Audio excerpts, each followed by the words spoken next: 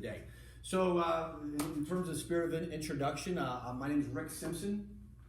I'm been the head coach here at Villanova. This is my 23rd year. I can't believe it's been that long. I'm actually starting to lose count, so that's probably not a good thing. Sometimes I have to ask Coach Laura how long I've been here. Fantastic staff. Unfortunately, we're missing one of our coaches, somebody that you may have had contact with, Coach Evan, a young guy, second year on our staff, full of energy. He's awesome. He's actually in a wedding today. I tried to talk him out of going, but he's like, yeah, I'm in the wedding, so I don't think that's going to work. I know he's really disappointed. He's actually done a lot of the background work in putting this day together, so I think he's kind of a little disappointed that he can't be here and be a part of it after putting all that work in. So I'm going to start off our newest arrival, Coach Ben. You want to introduce yourself, say a little bit about... Yeah, sure. Ben Delia. I've been here for a total of not quite 2 months, but happy to be the newest addition to Villanova. I've been coaching for a while. I was a D3 head coach for the past 15 years, last 11 at F&M, just up the road. So those of you from the region in Mid-Atlantic probably had some meets there over the last few years. But yeah, excited to be here. I'm going to be working mainly with the sprinters here and the shorter distance athletes. And yeah.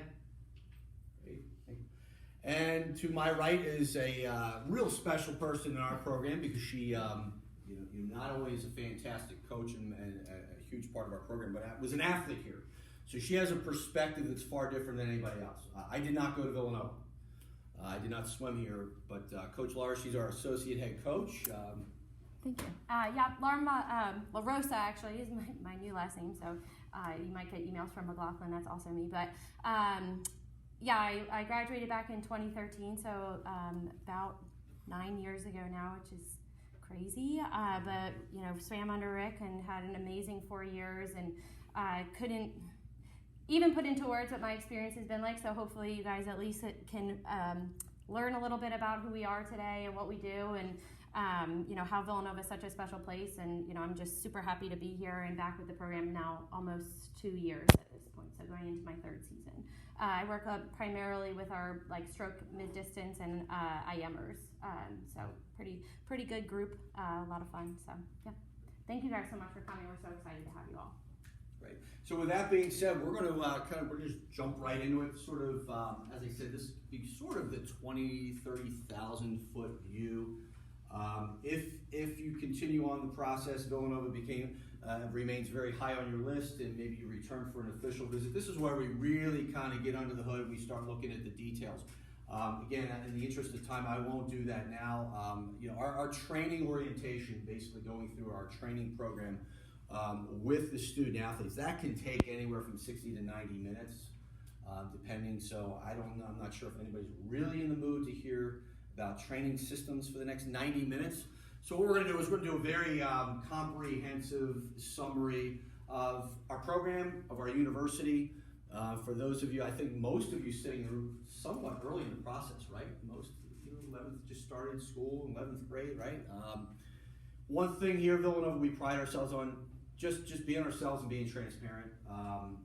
Anything you see up here, we're not trying to sell anything. I know that's sort of our job, right? We're coaches and we're recruiting and selling, but we really just we prefer to just throw it out there. This is who we are. And some of you will leave today saying, I'm not sure, I don't know. I'm not sure if that's for me. And that's fine. I mean, that's great. I mean, that's why you're here. And some of you will say that, that's really what I'm looking for at a university, and that's what I'm looking for in a swim program. I want to continue to investigate this. So that's what we're going to do. I am absolutely fine with it being interactive, meaning interrupt me mid-sentence if you want clarity, if you want more information, follow up. If you have a question, we're here for you. We're here for you. So don't feel weird about interrupting me. So with that being said, here we go. So Villanova University, many of you probably are in that process right now of really looking at schools, getting a sense of what schools are about. So if you've done that with Villanova, you kind of already know this. We are a Catholic private institution, a Division I program. We compete in the Big East Conference. Geographically, for those of you that are not from this area or familiar with this area, I think geography is one of our biggest selling features here. We are very, very close to a major city. But yet we're outside a major city. We have direct access to the city of Philadelphia. You'll see this today when we walk around. We have a train station right on campus. It's a direct shot into 30th Street Station, which then you can hop on Amtrak and get to New York, Boston, go south to DC, wherever you may be going. You wait for the next stop, and you are right smack downtown Philadelphia for anything that the city might provide for you, whether it be socially, whether it be internships.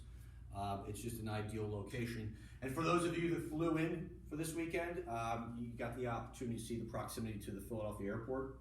All right, that's on a good day, no traffic, probably hit in about 18 minutes. On a bad day, and again, being transparent, there are bad days, where it's 45 minutes from here to Philadelphia airport. But for those of you that would need to fly home for holidays and breaks, we do have a very relatively easy shot to Philadelphia airport with, it's a hub, so most locations you can hit it with a non-stop flight. So very, very convenient. I'll let you read this on your own time, the mission of the university, but I do think it's certainly worth mentioning, and it's certainly the people that we work for really want to make sure that it's front and center of any discussions that we have. And I think, again, for a student and a student athlete looking here, it's important to understand, hey, what are they going to be selling me when I'm there? What's going to be the theme? What is their mission? I mean, what are they going to be promoting? We really promote community is probably the biggest thing here, and we see it all the time. I think it's awesome. In another few weeks, we're going to have our St. Thomas of Villanova Day, which is a massive community service project that involves all of our students, all of our student athletes, staff, alumni. Roughly 5,000 to 6,000 people take part in this event on a Saturday. I think it's really cool. Especially when you see the non-athletes, it's a Saturday morning. Kids are pulling themselves out of bed at 7 o'clock on a Saturday morning to meet right here in our basketball arena for the kickoff. And they're loving it. They're having a great time. Fall Festival is another big thing, Special Olympics Fall Festival in early November. People are knocking each other over to be able to get involved in that program. So if that's not for you, you need to check this out. I mean, that's who Villanova is. It's not what everybody's looking for in their college experience, but if it is, this will be a great fit.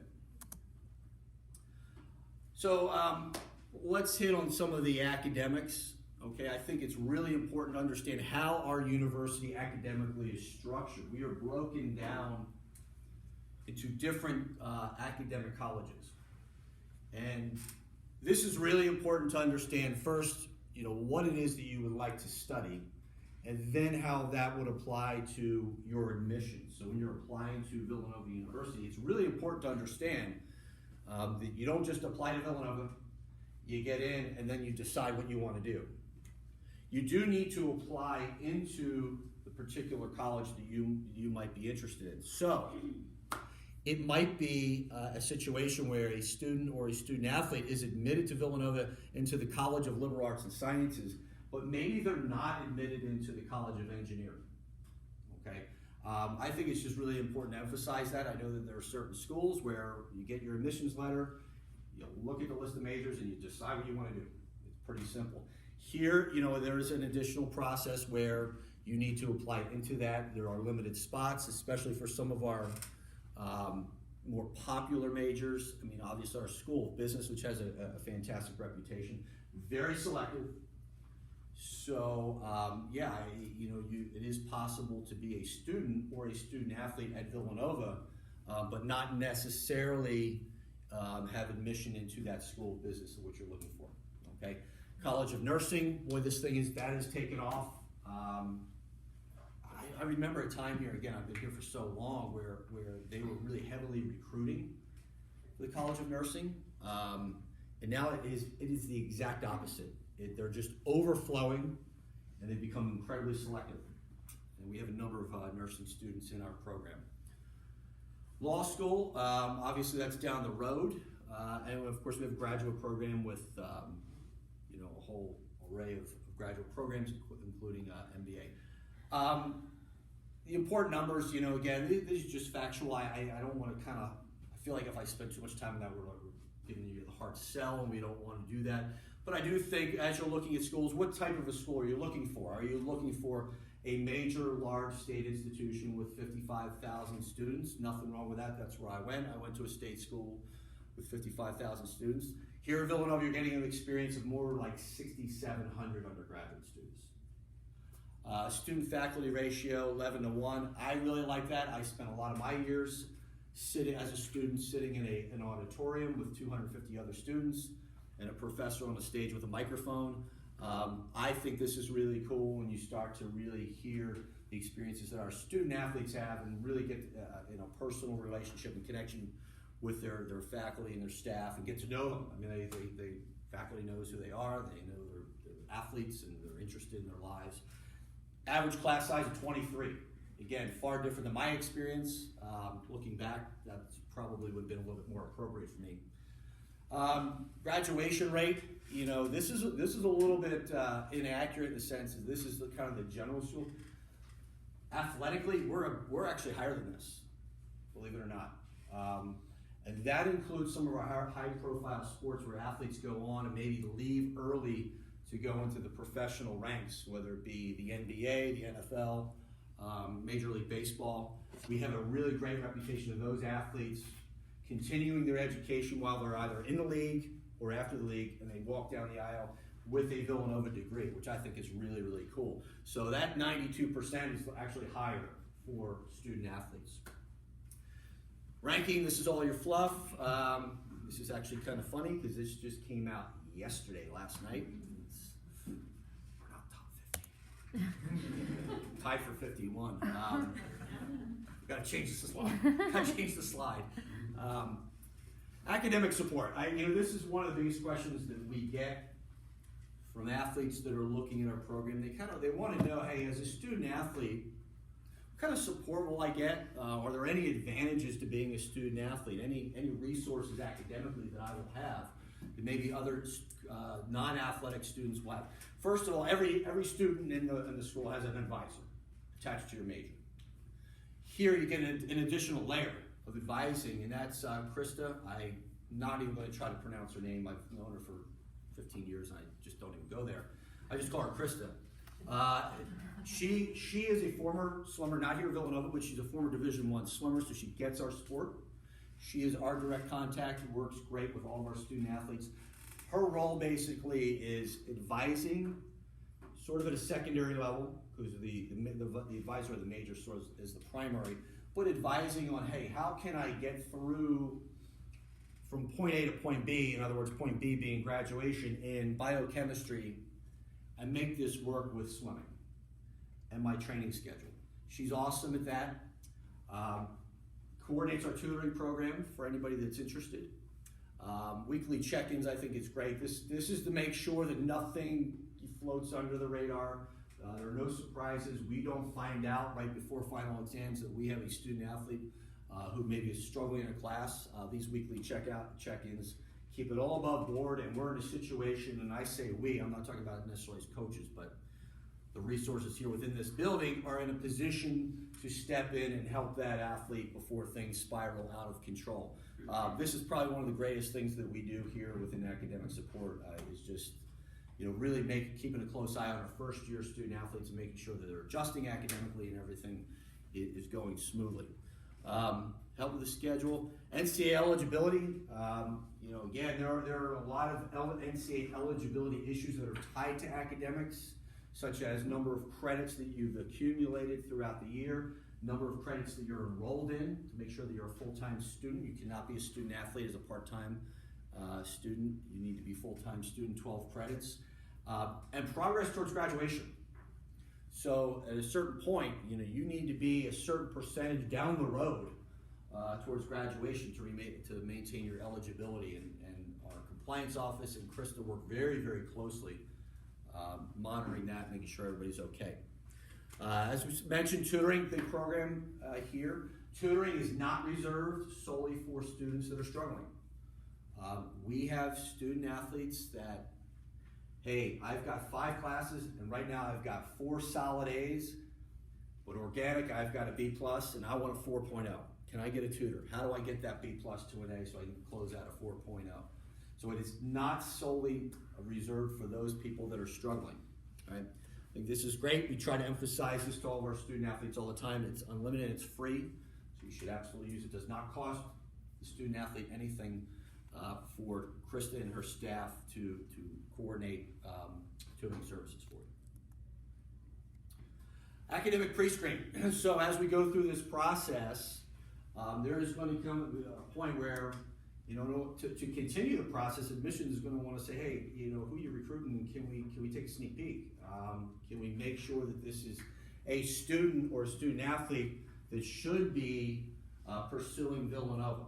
Okay, sort of the harsh realities, if you will, of the process is making sure that the student and the student athlete is academically qualified for Villanova, and more important, academically qualified for the major that they're looking at. So if we're talking to an athlete and we're really excited about this athlete and they're excited about Villanova, and we know that they really want engineering, and engineering's it, and if they don't get into engineering, they're not coming here, they're going somewhere else.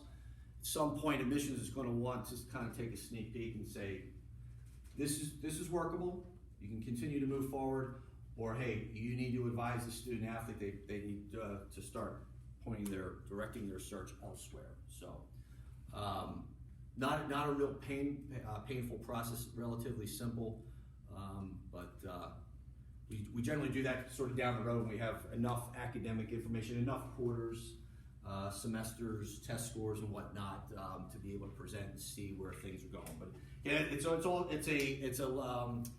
a resource for you as well. I mean, I don't think anybody really wants to go through the entire process only to get to March of senior year and find out, oh gee, I never had a shot at getting into Villanova. Just want to make sure that it's a good academic fit. Okay, so let's get into the fun stuff.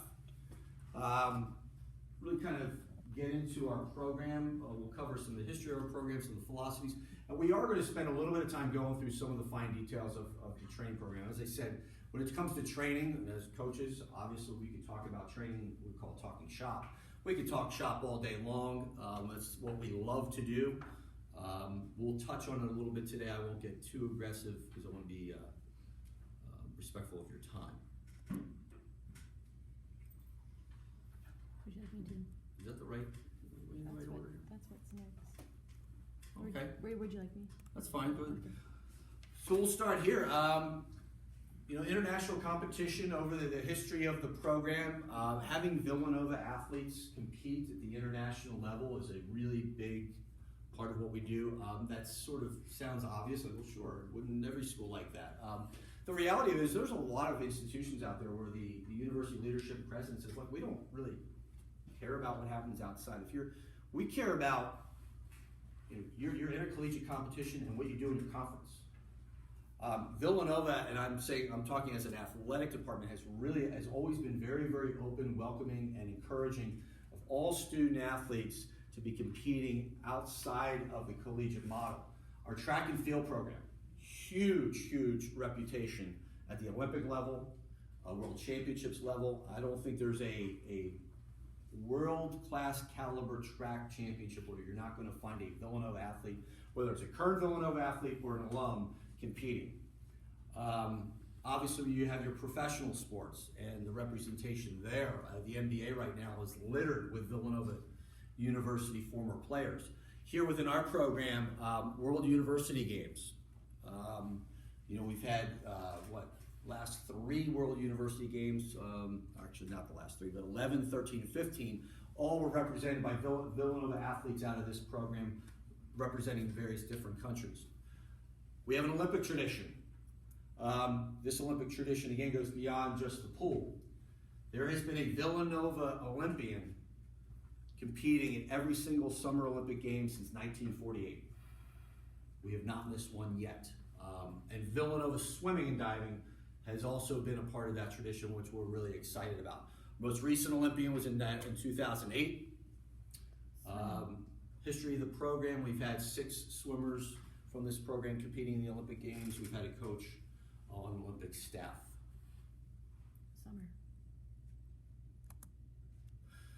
National competition, again, getting back to the philosophy of the program, we want every single one of our athletes walking in the door with an open mind.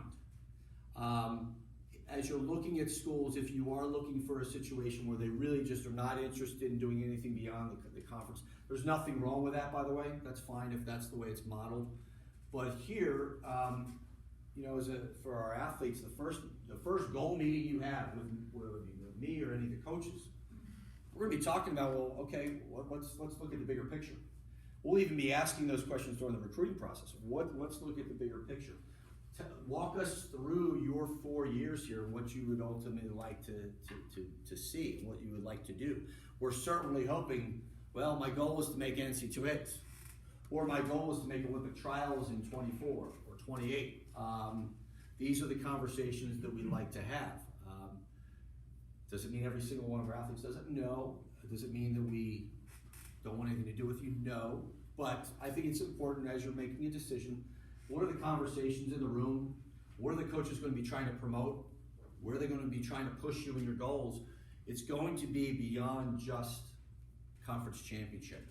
So we really, at the collegiate level, you have the NCAA championships. We were at the women's championship this past March in Atlanta. There's also the National Invitational Championship, which has just evolved into be a massive, really great championship. You do have to have NCAA consideration qualifying times to get there.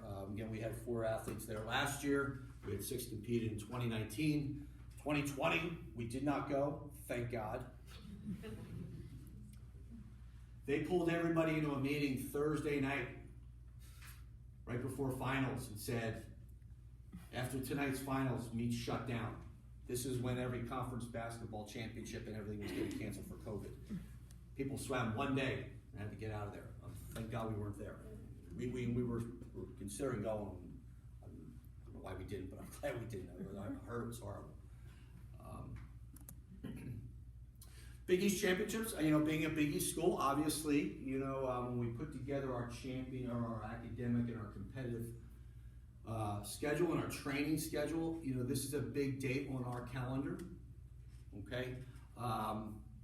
We go there, obviously, the goal is to compete and compete for championships, compete for individual championships, have some of our fastest swimming of the year take place here. But we also want to make sure that we're swimming faster beyond that. Last year, we were really excited to have a fantastic championship, have a woman break a school record, then turn around and go to the NCAA championship swimming even faster, break 2 school records and Big East record at the NCAA championship. So, this is we never want this just to be sort of the end of life here, but it is an incredibly important date on our calendar for both our men's and our women's programs, and coming home with a trophy is always the ultimate goal. School records, huge goal. Individual championships, relay championships, obviously, is what we're looking to do. Photos. Just some photos here of kind of the experience. Not only are we there to swim really fast, I think it's a day, or it's a weekend of great excitement. You see here, this is the Nassau Aquatic Center. For those of you that are familiar with Long Island, maybe you've been there. You can see what a fantastic crowd we get. We will be back at Long Island this year. We're on a rotation where we go 2 years in New York at Long Island, and then 1 year at a remote, I don't know why I call it remote, but sort of on the western end of the footprint of the Big East schools. So we will be at Long Island again this year in February. Next year we'll be in Indianapolis, IUPUI. So that's sort of our west. It's not that far west, but it's sort of, and then we're back 2 more years, Long Island, and then after that there's yet to be a site selection for that far down the road. So just taking a look at some of the successes. Start with the women's Big East success. I'm just looking back last year, all right, 2022 overall team championship. We had 33 top 8 finishes, and we managed to win all five relays, which was really kind of exciting. some there where we weren't sure how that was going to go. Probably the first relay of the meet was one where we really, as coaches, personnel-wise, we just were second-guessing ourselves multiple times. And, of course, Coach Lara came up with a brilliant idea. She always does. We won that. They broke the school record, first race of the night, and won the championship for us. 2021, first overall, really interesting championship. That was the first year we returned to campus after a abbreviated semester with COVID. College athletics was sort of turned upside down. This championship took place in April, middle of April, out at the Spire Institute in Ohio. I thought it was really cool. I mean, just won a championship in April. I thought it was awesome. The fall was really kind of crazy here. We were limited to working with 10 athletes only. We had limited time. There's only so many hours in the day. A lot of those days started at 5:30 and ended at 5:30 a.m. and ended at 6:30 p.m. because 10 people and other things going on. Sharing with water polo. We got shut down a week and a half before Thanksgiving, and we did not return to sport until January the 18th. So we didn't see our athletes from right before Thanksgiving to the middle of January. And we managed to put together a 10-week training program. And I think we were just really excited at how it ultimately turned out. And it turned out okay. 2019, 2020 again, some great performances. And I think, again, worth noting, one of these performances got us to the NCAA championship, which was awesome. Men's success, third in 2022.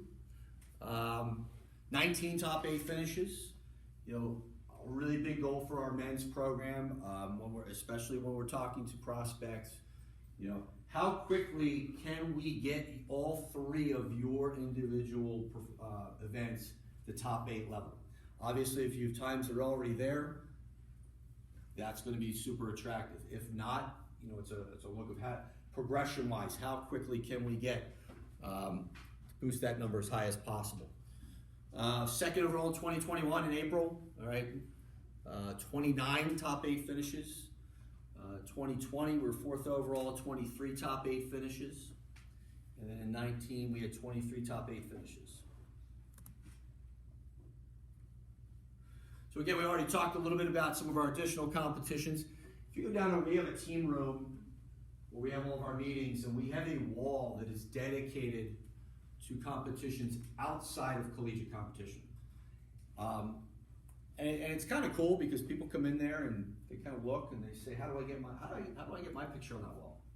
It's like, well, you can go to Futures Championship, you can go to sectionals with us, you can go to nationals with us, you can go to the US Open, you can go to short course nationals with us. We like to go to meets outside of the collegiate, and we like to do it as a team. We like to do it as Villanova University. This year coming up, in December, you've got the US Open. We plan on being there. We had a group with Villanova athletes came together, trained here this summer, swam the Futures Championship out in Ohio. It's just really important to us. This year, in December, this is really cool. And we have a lot of interest from our athletes. December 18th, there is an open water collegiate championship, 5K, in Miami. Everybody's like, ooh, swim outside in Miami. December 18th, I'm in. Where do I sign up? People that have never swam open water. Really? Got a sprinter, he wants to do it. 5K, right? It's more than a 50, right? You understand that, right? Yeah, but it's going to be sunny. Hot, okay. What if it's rainy and cold? But so again, we really, if that's something that appeals to you, this is really a place for you. If it's not, if you're looking to kind of shut it down and kind of compartmentalize your experience from beginning of September to February championship, you're really missing out on a lot of what we're about. Kelly Montesi, I think it's important to kind of give her some props here. She had a fantastic career here. Nursing major, not easy to do here at Villanova and be an athlete. You've got clinicals you need to work around. How do you do it if you want to be a nursing major? First off, you better get really, really comfortable having a big, giant summer training program. Getting a big bulk of your work in the summer. Coming off a huge summer is important. Understanding once you get into the academic season, your training program is going to be a little, it's not bad, it's just going to be different. It's going to be different than what your teammates are doing. We have to, as a staff, work around it and find creative ways to get your training in. Coach Lara is, I believe, starting tomorrow. Mm-hmm. We're going to have a couple of athletes. Coach Lara, she's, as I said, she's awesome. She's going to give up her Sunday and come in here and run a session with some of our nursing majors. I'm not a big fan of it. I think staff should have Sundays, spend time with your family. And I will be. I have a lifeguard. Okay, good. But they're all set. They're all set. Good. So yeah, stuff like that. You have to get creative. Maybe we have to use a Sunday. Maybe we have to use a shift around our weight room. Last year, Kelly made some changes in her weight training program. In other words, she was lifting at a different time so she could use our dedicated lifting time to be in the pool. So, but the end result, NCAA qualifier, 153, 200 backstroker. She's won 23 Big East championships since she's been here. She has 16 records. And the fastest 100 and 200 backstroke in Big East history. And if you know anything about the history of the Big East swimming over the years, you're talking about Olympians, you're talking about people that are still out there these days swimming that are coming from some Big East programs. So that's a pretty big accomplishment. Okay. Any questions so far? Zip through a bunch of things. I hope I didn't. Hopefully I'm not leaving anybody behind. All right. Again, feel free to interrupt and ask any questions that you have.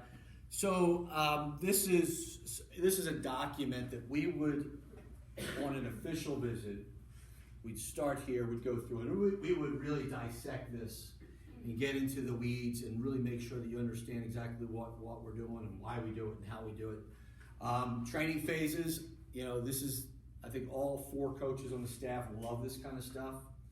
It's the fun part of what we do. It's coming up with a plan. For me, I always tell people, I have to do this and I have to have a plan because I'm not smart enough not to.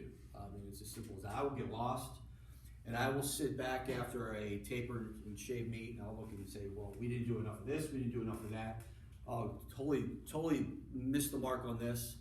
So for this, I need to do this personally to keep me in check, to make sure that we're walking ourselves and our athletes through an academic training season without anything being missed. So that being said, this is an academic training season. We have multiple phases, so if you're an athlete that maybe it's an Olympic year and everything's geared towards trials, this might be a little bit different, a little bit spread out a little bit more. If it's a selection meet, one of our international athletes has to go home for a selection meet to make a world international team, it may change a little bit. But your basic academic collegiate season, September through a February, March championship season, this is what it would look like. We would start with our aerobic 1 phase. We're in it right now, we're dead smack in the middle of it. Actually, we're just wrapping up week 2 of a 5 to 6 week program, building up our base. We like to do a lot of heart rate stuff. We like to use heart rate as our guide. 80 to 88% is what we're spending 90 to 95% of our time in these zones. We let some of our athletes this morning go fast, probably for the first time in a long time. They're sort of like racehorses. After a while, they want the gate to open, they want to go, so we kind of let them go a little bit. Really the philosophy here is for the athletes in the room, it's important to hear this. We have a phrase, we use it all the time. We train for a competition, not just an event. So if you come to Villanova, you need to walk in the door expecting a goal meeting is not going to be, hey, I want to go 18.8 in the 50 free. Well, that's awesome. I'd like you to go 18.8 as well. But tell me what your 200 free is going to look like. Tell me what your 100 fly is going to look like. Tell me what your 100 free is going to look like. Tell me your relay impact. It's a much broader conversation. We train our athletes to be functional for a multi-day prelims, finals. It's funny, this morning I was talking to our sprint track coach this morning during our dry land, And he was basically reaffirming what our philosophy is. It's like, yeah, I've got athletes, you know, they're one and done. They run 100 meters, they do it once. He's like, you with your prelims and your finals and your multiple events, he's like, your sport is so far different, and it's true. And it just reaffirms that we need to be training our athletes to remain functional for a multi-day event. You can kind of see programs that don't do it that way, where they're lights out on the first day, maybe really, really, really impressive the second day, and by Saturday night at finals, as we like to say, such and such teams start to really leak some oil. The wheels are starting to come off. We have a tradition here, Saturday morning and Saturday night of a championship meet, style meet, seems to be when we're at our best. Well, everybody else is starting to get a little crunchy, getting a little tired, a little banged up. We're actually swimming to the point where sometimes I question maybe we're not resting them enough, because we're literally swimming fantastic. Even Kelly last year, you know, still breaking records and going even faster at the NCAAs. But I'd rather have it that way. I'd rather come out really hot on day one and be even faster on Saturday rather than falling apart. So much of it is in this block here. If you are a drop-dead sprinter and you're looking for a pure sprint program, nothing but, even Coach Ben is going to attest, if you come to Villanova, you're still getting this. And not all of our sprinters are happy about it. We've got a guy, 6'6", he's like a racehorse, all he wants to do is race, and he's just kind of trying to hang in there through the aerobic phase. But that's the way it is. Just trying to be transparent here. We end that phase this is our sort of our transition. We've got fall break here in Villanova. We have a fall break in October. It's a full week off. I don't know why. What's the saying? The more you pay, the less you go to school. That certainly works here. We're always off for something. But I'm not complaining because this happens. Our week off couldn't happen at a better time. It's great. You know, it's such an important, middle of October, such an important training time for us. And to be able to have a week where we don't have to go to class, we don't have to go to lab, we don't, just train. We just train all day. It's awesome. This is where we sort of transition into our first competition phase. 5 to 6 weeks. We call it competition phase because we start to really work in some of our live competition, our dual meets, we start competing. What can you expect during that? We start working in specialty groups on a much more frequent basis. Start adding some quality work. This is where heart rates start to get much higher into close to max heart rate. Magic hundreds, this is something that we do. It's a tradition here. We tend to do it on Mondays. It's hundreds on a 130 base, really kind of targeting 93% of the max heart rate. If you are here for an official visit, we'll spend a good amount of time really dissecting what this set's all about and how it works and why we do it, and what 93% means and what we're actually trying to do with that set.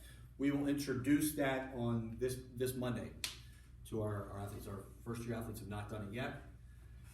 Dual meets, and then that leads us up into our invitational. So our first major competition, major being some rest, suit up, prelims, finals, is our mid-season invite. Varies year to year where we go. I say that, but yet here we are. We're going to the third year in a row. We're going down to the West Virginia Invitational. I like to bounce around, but for whatever reason, we're doing this the third year in a row. Fantastic facility if you've never been there. It's a new facility. It's a great variety of teams. And we've basically, bottom line is last 2 years we've had a really, really good meet there, so I'm kind of superstitious. Like, why change it? We just had 2 really great meets. Let's go back for a third year. That'll take us, we come back off of this. Now you can kind of see where we are on the calendar, right? You got Thanksgiving break here, so just give a little perspective of where we are on the actual calendar. We get in this aerobic 2. We're getting around the holiday season. We go back and we revisit this aerobic phase, top off the tank a little bit. You've got Thanksgiving break in there. We have a tradition here. Very important for you to hear it now. We have a dual meet Tuesday afternoon before Thanksgiving. Best thing we've ever done. Because the way things would work is that people people would wake up Tuesday morning and, wow, I had no idea that I had a flight plan booked for 12 noon today. I can't come to practice. Really? You had no idea you booked a flight? Usually when I'm flying somewhere, I kind of know like when and where I'm going well in advance, but I'm being sarcastic, as you can see. We have fixed this. We have a dual meet against a school across town. It's 1 o'clock in the afternoon. Meets usually over around 3:15, 3:30. We have all of our athletes that need to book flights. Tell them book your flight from 5:30, 6 p.m. on. They head down to the Philadelphia airport. They head home for the holidays. Very important, parents, you need to hear this. Write it down if you'd like, because if your son and daughter comes to school here, if they come home for Thanksgiving and say, Coach Ben or Coach Laura or Coach Rick told me we just got done with the invitational, I should probably just take some time off and recover while I'm home. That is not true. Coach Rick never said that. The question should be, when your son or daughter comes home, what time is practice tomorrow? And have you talked to Coach so-and-so, your club coach? Do they know you're coming? And hopefully the answer is yes. They know I'm coming, and practice starts at 8, and I will be there. We just can't afford to have athletes go home Wednesday, Thursday, Friday, Saturday, Sunday, and not train. It throws all this offline, and you will never, ever, ever hear me say, yeah, just go home and shut it down for the break. It doesn't work that way. Final exams. Really important to be transparent on this. I think parents especially want to hear this. You know, we look at our athletes and we tell our athletes, you're a student athlete. In order to be a student athlete here, you have to be effective at being both a student and an athlete simultaneously. If you're not able to do it simultaneously, you're not a student athlete. If you need to shut down your athletics to have success academically, you're a student who dabbles in athletics. If you're somebody who's got to turn their back on their academics so they can be great at their sport, you're an athlete who dabbles in academics. We need to be great at both simultaneously. Fortunately, we have a track record of doing that, so I can kind of say that in front of a crowd without getting my hand slapped by anybody in this building. We have athletes that come through our program, never miss a single day of practice, and graduate here with a 3.8 GPA in a heavy science or an engineering. It can be done, and I've seen it many times. So I bring that up. Final exams. We do make some changes in our schedule. We try to accommodate and make it much more user-friendly, if you will, for our student athletes. But final exams are not. Practice isn't optional. Some places they are. We expect you to be here. You can't just turn your back on your athletics because you have final exams, and you don't need to. You really don't. There's even if it's 90 minutes a day. Come on, you're gonna tell me that you're booked 90 minutes a day staring at a textbook? That's not true. So give up the Netflix or the Fortnite or whatever it is that you do, and come over to the pool and work out, and we'll all be good. Christmas break, again, same message, parents. The expectation is an athlete here is wrapping up practice on his or her last day before they head home. They go home, and if they take the afternoon off, great, but the next morning or the next afternoon, they're at their club, they're training. There really just cannot be an interruption in the training, otherwise this is just going to be a disaster. So please keep that in mind. Competition 2, we return back to campus. Big question I often get is, when do we need to be back? If I'm here at Villanova, when will I need to be back? The honest answer is it's fluid. Some years it's the 27th of December, some years it's the 2nd of January. Depends a lot on the academic calendar when we return to class. It depends on big question, if we're doing a training trip. Again, a lot of different factors involved as to when a student, so it'd be very hard for me to throw a date at you right now. But bottom line is we want our athletes to go home and get some time at home. We have people from all over the world that are here in our programs. So we have some athletes that, if they're international, they don't get to see their family very often, and we will get to home and enjoy the holidays. So is it going to be more than 3 or 4 days? Absolutely. Return right back to our dual meets, and then we wrap up our dual meet season with the Sprint Fest here, which is a fantastic, great event here on campus, and involves our team, an intercollegiate event, and then we bring in all the other student athletes. We've got a relay with, it's awesome. The all-sport relay is awesome. It's great watching 4 offensive linemen try to swim a 4x50 relay. And you get one guy in there every year. You get one guy who swam at some point in his life. You can tell. Maybe he did summer league or something. Hey, this kid's not bad. They got the lead, And then next guy goes in. He's 310 pounds. He's hanging on the lane line, and the lead changes between teams. It's awesome. Our final phase, our championship phase, it's a 6-week program. What can you expect in the championship phase? You're pretty much going to be with your specialty group coach nearly 100% of the time. This is when things get really, really specific. We may occasionally do something as a team, but really the sprinters really need to be 100% with Coach Ben. The longer folks, the aerobic folks, your distance folks need to be with me. All of our stroke folks need to be with Coach Laura or Coach Ben or Coach Evan. So this is sort of a real quick version of how we work our season. How am I doing on time? I'm doing all right? So I think Coach Laura's great at being like, a little bit about our daily practice schedule. This is, again, a very popular question. People want to know, hey, what's my week going to look like? Student athlete at Villanova, what is my week going to look like? Again, this can change year to year, semester to semester. We do have other varsity teams that use our facility. We have a intercollegiate women's water polo program. So when they have their season, when they're in full season, we may shift around a little bit. But this kind of gives you a little bit of a basic idea. Your Monday, Wednesday, Friday, where you're in the weight room at 6 a.m. If I assume everybody in the room's a morning person, right? I mean, if not, you picked the wrong sport. Although, first thing that Lexi told me when she got here as a freshman, was like, yeah, I'm not a morning person. You picked the wrong sport. One thing we like to do in our program, we come right from weights. You'll see kick. We like to dedicate an entire session just to kicking. It's not really that uncommon in one of these days where you hop in with a kickboard in your hand. You may not take a single stroke on those days, those mornings. It's all kicking. Again, Friday, we're weights, maybe a little bit of power in the morning. Saturday, what you saw today, we actually this morning started on our feet, out on the track and on the field, and then we had a swimming session. Your afternoons, do some of our core work to start off at 3 o'clock in the afternoon on Monday and Wednesday. We roll right into our swim training. Tuesday and Thursday, right now, we train at 1 o'clock in the afternoon. Again, that could change. I really like it. This 1 o'clock start, especially when you get into January, when it's dark when you walk in the pool in the morning, and it's dark at 4 o'clock in the afternoon.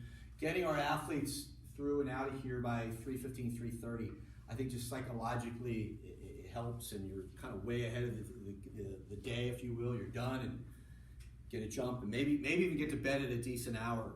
I think it's been really helpful to our program over the years. Friday, 3 o'clock practice. We tend to start Fridays with peak performance session, something we like to do here, and then we roll into a power driven, which is basically a series of stations, all power driven. We did this last night, one of which is our rope. We have a rope that's attached to the ceiling. If you're afraid of heights, take note, because all of our athletes go all the way up. It's great, and fun part's coming back down. That's where it gets really exciting. Sunday off, that's our traditional day off. So that is what a typical week experience would look like. Training camp, and again, it's so important for me to emphasize this. I think some programs recruit and sell on their training camp experiences. We do not do that here, because I cannot guarantee you that there will be a training camp for all 4 years that you're here. I can't guarantee you if we do one, where we're going to be. It's very, very fluid, but if we can, getting off campus in January during the holidays is a pretty positive experience. Some of the places we've been. Last year we went down to Pompano Beach. We really lucked out with fantastic weather, great facilities, and it's just a really good environment to get a lot done. There's just some of the past things. We've done San Diego, going out to San Diego, done some training out there, which is a great experience. All right. So we've wrapped up the season. What are we looking to do here outside of the collegiate season? All right, spring, we like to give everybody a little bit of time off. It amazes me how often you give them time off and then people they keep coming around anyway and they want to do this. I'm like, go be just a regular student, even if it's for just a week. We return to training, start setting goals for upcoming meets. We start having discussions about what's your summer going to look like. If you did not notice, our facility, it's a 10-lane, 25-yard pool, but from where you were sitting on the balcony, if you go towards the scoreboard, it's actually 8 lanes, 25 short course meters. So we have that opportunity. Again, summer, parents, any of your athletes that come home and say, the coaches told me I should just lay low this summer and recover and not do much, they're not telling you the truth.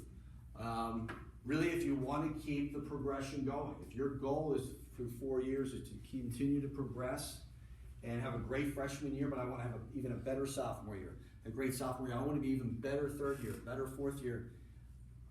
Going from a year-round training program, which is what you're all doing now, and shutting it down, not training for the summer, I mean, if you don't progress, you don't progress. That's staring you right in the face is the reason why.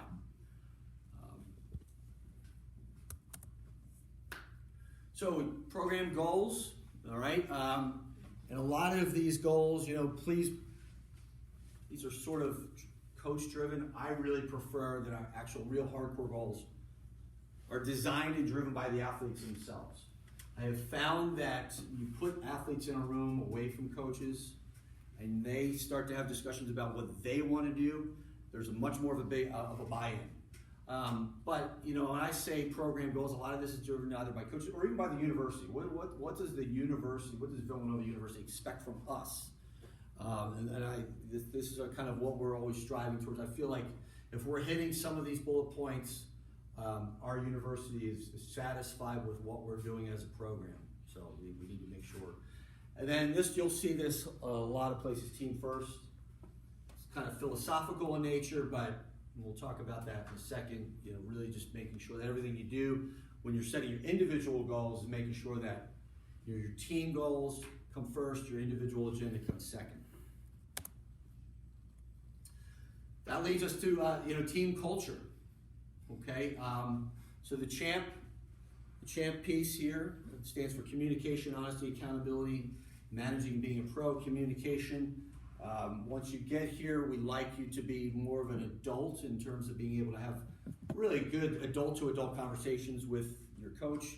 Communication going to a million different, it's not just training and sometimes it's other non-training issues. That communication should be built around honesty.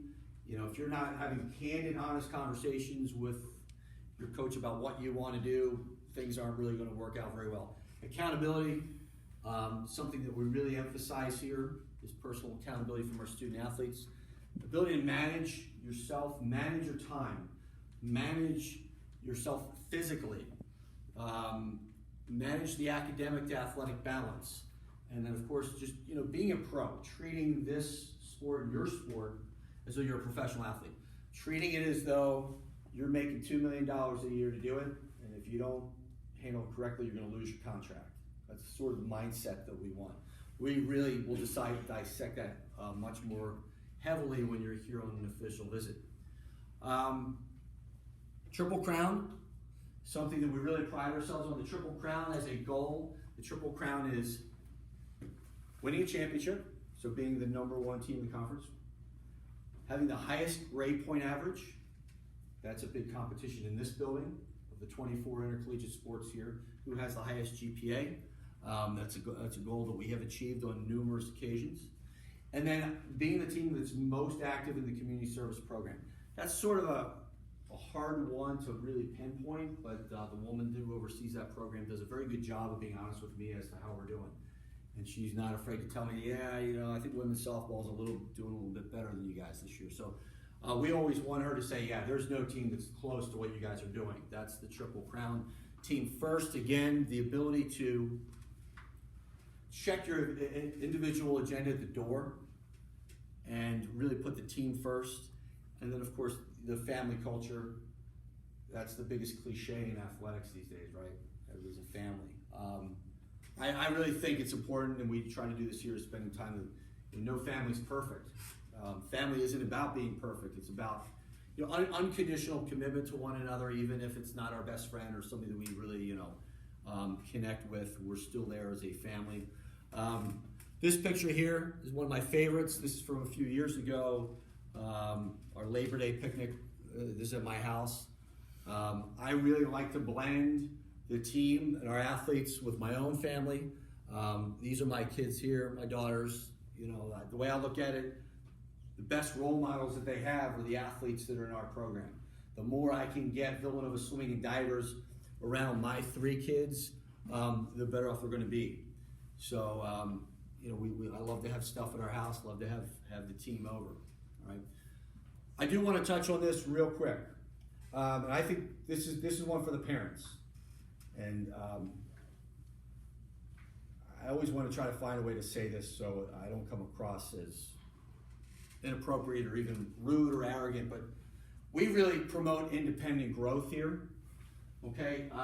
Everybody's heard the phrase helicopter parent. Helicopter parent, unfortunately, I think has a negative connotation, and I don't necessarily think it has to. As a matter of fact, I think there's some situations where helicopter parenting is necessary. It's needed.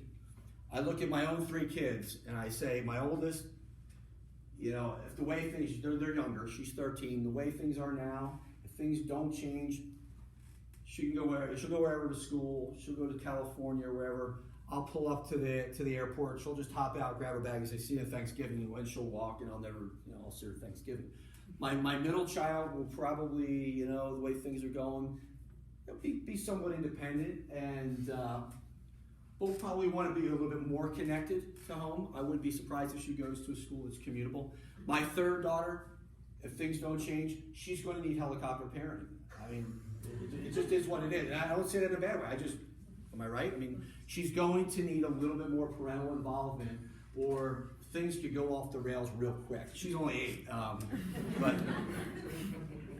so I say that because I think it's important at this early stage of the game that parents understand what Villanova Swimming does. We're about independent growth. We're about dropping your child off orientation weekend and then feeling comfortable stepping back and saying, okay, coaches, you got it. Here you go. Have at it. If we do that, I can guarantee you 4 years later, graduation day, you're going to look back and say, wow, this is a totally different kid that I dropped off orientation weekend of the freshman year. That's our goal. Our goal is to return to you a new and improved product, somebody that you can really feel comfortable saying, wow, I never thought that my son or daughter would take a job in London or San Francisco or Chicago, and here we are 4 years later. What growth at? So, we talked to our freshmen day 1. This is how we do it. Our parents, the role of our parents is support, being our biggest fans. But that's where, if you ask me, why wasn't my son on the 800 freestyle relay? I'm going to say, go ask your son. If you say, hey, can you tell me, I heard through the grapevine that my son was involved in something on campus, can you give me the rundown? I said, no, go ask your son. We worked through it, everything's fine, that's all I'll tell you. The only exception to that is health. Parents, you probably already know this, right? You're concerned about your son, daughter's health, it doesn't expire. I was 50 years old, my mom was still calling, wanting to know what my cholesterol levels were. I mean, that's just the way it goes, right? It doesn't expire. You can call me anytime you want. If you see something, your son or daughter comes home, you're worried about their health. If you call me with that I'm going to have a conversation with you. I mean, that doesn't expire. But everything else, we really, independent growth. If that's not something you feel comfortable with, I totally understand. Villanova may not be the right place. If it is something you think would really be beneficial to you as an athlete or your son or daughter, this is it. If you're worried about things crashing and burning, That's what we're here for. We're the safety nets, and we will make sure that they are always pointing in the right direction in terms of resources, so it's not a crash and burn. Day of service, we talked about that already. This is last year. You can see the smiles on the faces. They have fun with it. Lexi, am I right? I mean, good time, right? So it's not just doing service, but it's having fun as a team, getting out there. Nobody says you're not allowed to laugh and have fun in community service. You certainly can. Villanova, right for you. Here it is right now. I mean, take note of it. Take a good look as you're starting to decide whether or not you want to pursue. If you're in a selfless commitment, absolutely, great place for you. If you're looking for a situation that's all about you and you just don't really care about the team, you know, it just probably won't work out real well. Sharing your time and talents, and again, that's not just in the pool, that's outside of the pool, great place for you.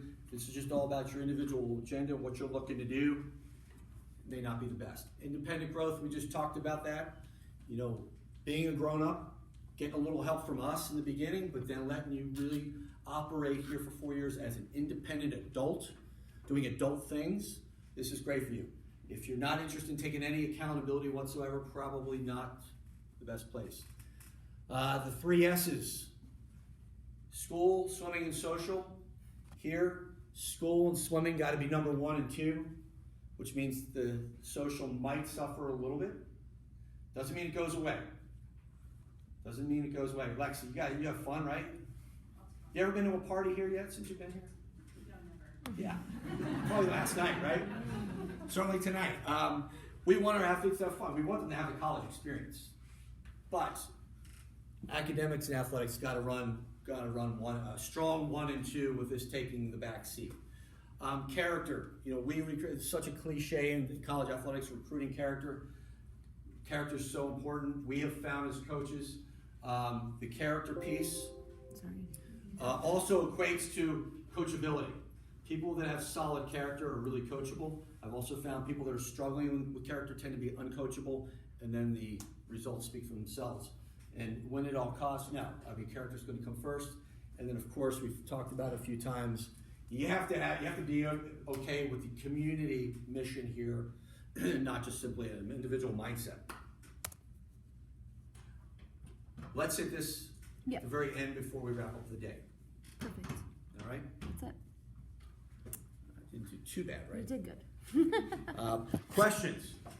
We're actually going to be taking a break here and getting on our feet and get the blood flowing a little bit and see